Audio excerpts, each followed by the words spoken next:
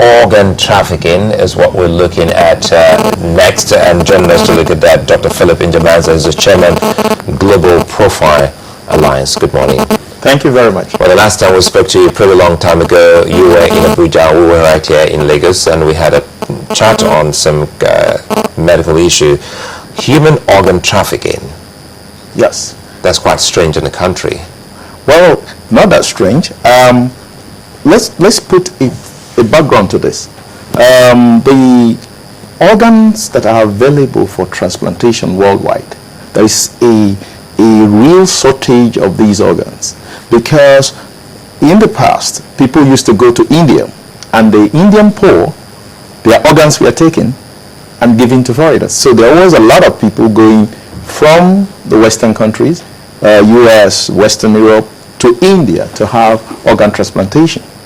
Now, India has shut down their whole country to this type of illegal organ transplantation.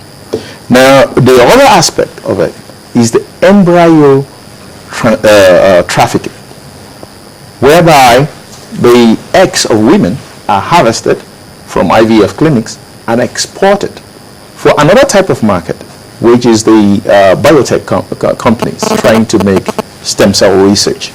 So the current problem is that it has an economic dimension.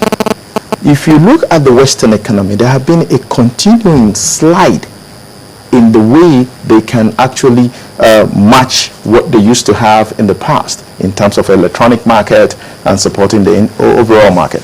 Now they have made a decision, a fundamental decision, to move and create a whole new industry, which we call the human industry. So, for example, if you have a problem with the kidney, one way to do it is to actually give you a new kidney. And this kidney is not done like in the past. In the past, you harvest a kidney from a relative or who matches your tissue, and the person gets the kidney. Now, the idea of embryonic stem cell research is that we can take this nucleus from your own kidney and transplant it to an egg of a woman which we have removed the egg. And when we transplant it, we put it in a tissue culture, and it will grow to become a kidney. That sounds well and good. However, who is going to give this egg? Sorry. Yes. Is that the same thing as cloning? That is cloning. That is what is called therapeutic cloning. Now, the problem is, who are you going to get this egg from? Because if you harvest the egg, for you to harvest the egg, you have to give a series of injunctions, which we call ovarian hyperstimulation. So when you stimulate the ovaries, you are stimulating all the tissues in that woman. So cancer cells, which are very small, which could have been dealt with in the liver, will grow in the liver, kidney, in all the other organs, cervix and uterus. So you can have a proliferation of cancer. You can have a kidney failure from that, infertility, renal failure, all sorts of complications, and this is what we call ovarian hyperstimulation syndrome. So when all the developed countries looked at this and said, look, we are going to strictly ban this in our country. So it's illegal in the whole of Europe, Britain, America, and most of the developed Asian countries have banned it. Well, Africa is the place where the biotech... So they now look to Africa. Absolutely. So they now try to create a whole legal framework within Africa so that it will be possible to come to Africa, change the laws in the country, make them legal so the eggs can be harvested from Africans and African women. These women will die 2, 3, 4, 5 years down the road. So they have created the legal frameworks. They started with an international protocol. It's well known, the Maputo Protocol. The Maputo Protocol is a 23-page document that is said to be against female genital mutilation. Out of 23 pages of that document, only one sentence mentions female genital mutilation. What is in all the other things? Of course, there are so many things in it, including banning the Holy Quran, the Holy Bible used in schools, same-sex marriage, abortion all through 9 months of pregnancy, legitimizing human egg trafficking. It is that law that is now brought in its pieces to be integrated. We saw that in the National Health Bill, Section 51.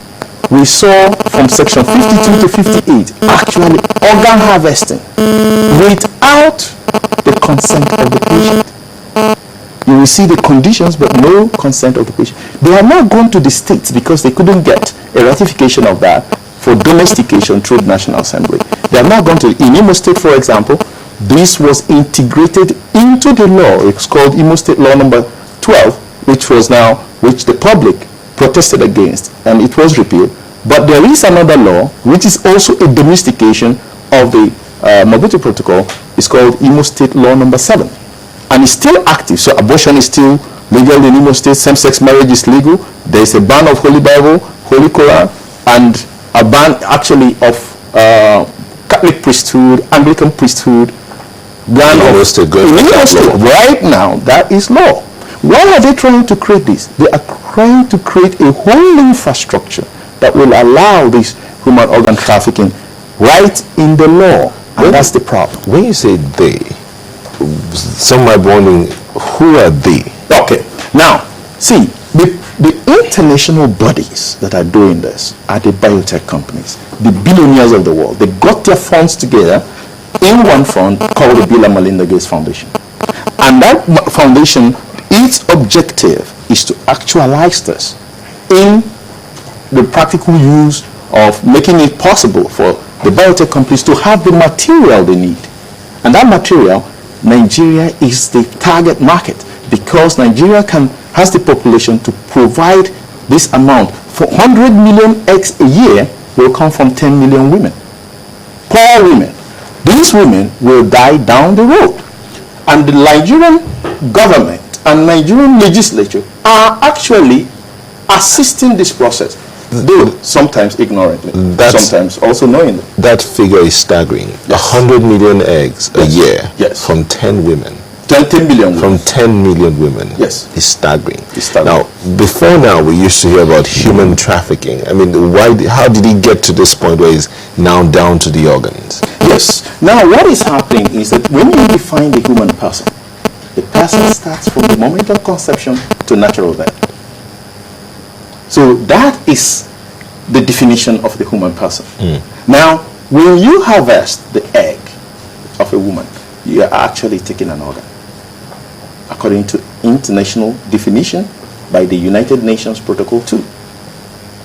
Now, also creating an organ from that is all part of the trafficking because you are exploiting somebody and somebody is going to die down the road.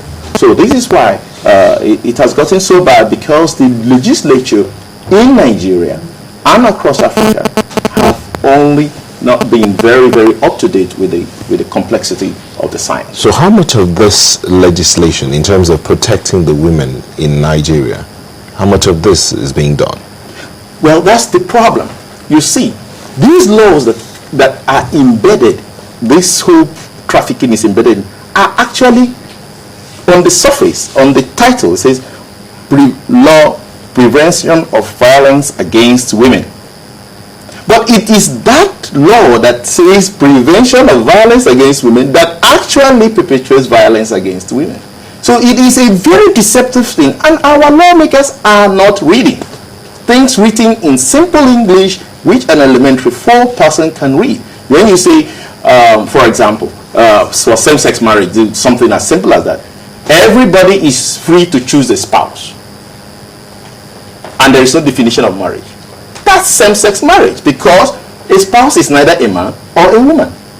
When you say everybody is allowed, you cannot export or import human embryos except with permission of the minister. So that means you can do that. If I may come in here, you know that the National Assembly, we have a law against same-sex marriage in Nigeria. Yes, but it is, when it's assented to, well, that will be fine. But the law is still active right now in the Imo State Law number 7.